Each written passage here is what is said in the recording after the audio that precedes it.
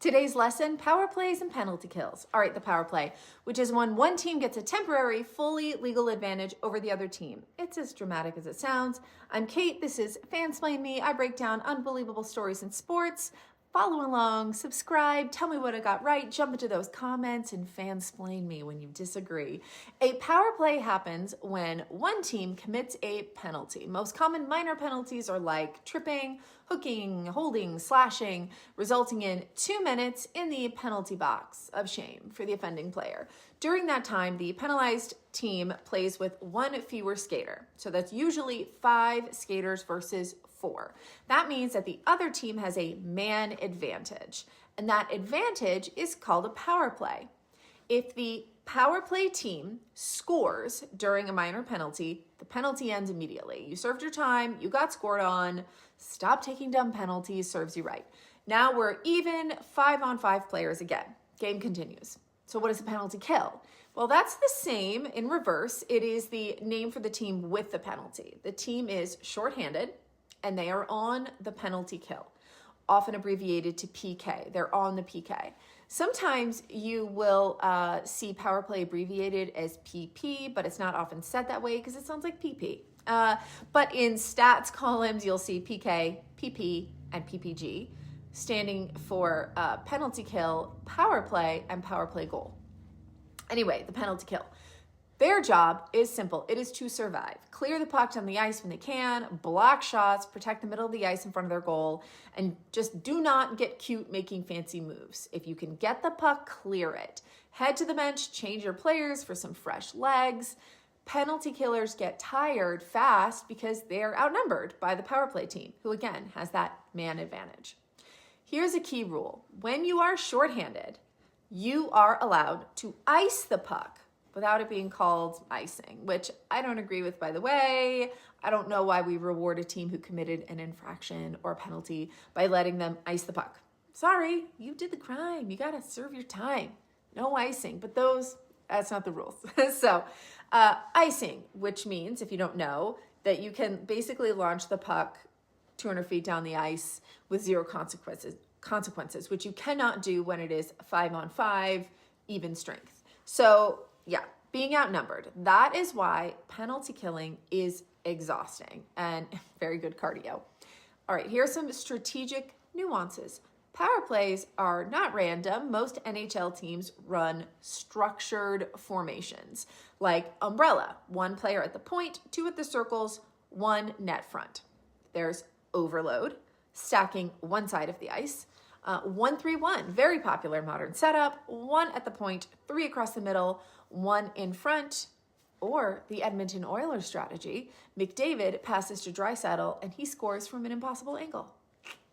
Anyway, the goal of the power play unit is to move the puck quickly, force defensive rotation, and just create a shooting lane.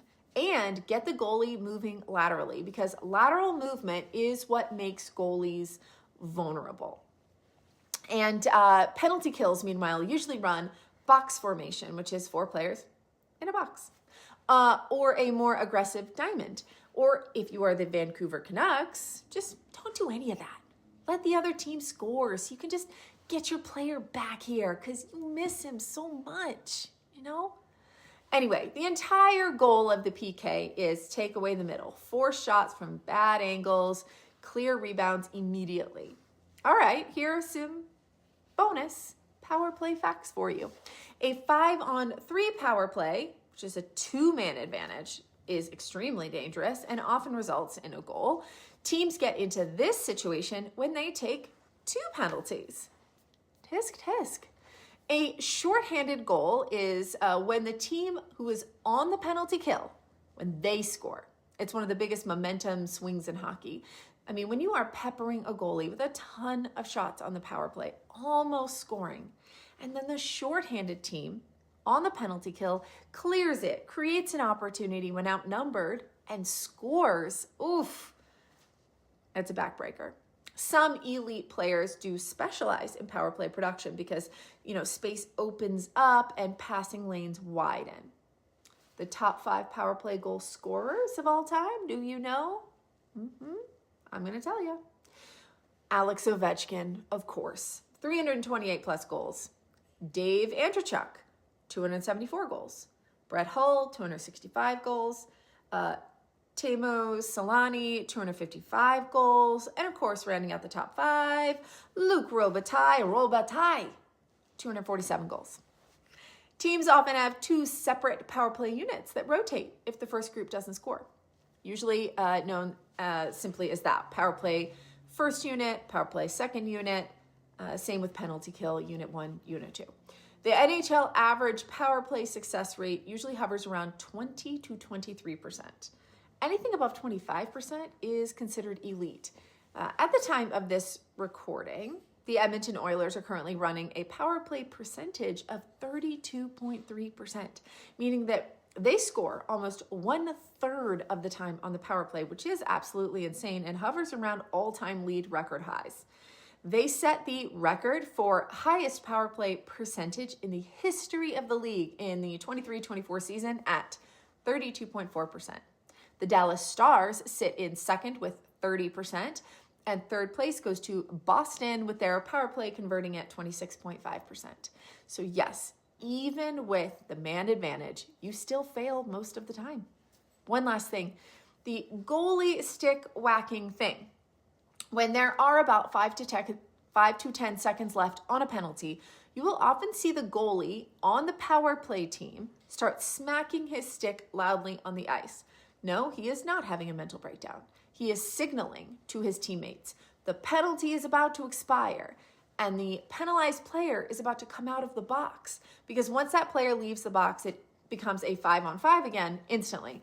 And that can create a breakaway the other direction if the power play team isn't aware. Remember, the player leaving the penalty box comes out behind the offensive players. So if the defending team times it right and gains control of the puck, they can hit him with a pass and send him in alone on a breakaway. And that is why the power play goalie starts whacking his stick. He's warning his team that the player is about to exit the box. It's a signal to be alert. And if they lose possession, to start backing up immediately so that player doesn't get sprung. Why does the goalie at the far end away from the play the one who does that? Well, he is the only player who can see the penalty box very clearly, is facing the entire ice, and has the best perspective on timing. So he alerts everyone. It is just good communication. Did I miss anything? Do you agree with me or disagree with me that icing shouldn't be allowed in the penalty kill? You tell me what you think. Let me know. Fans play me in the comments.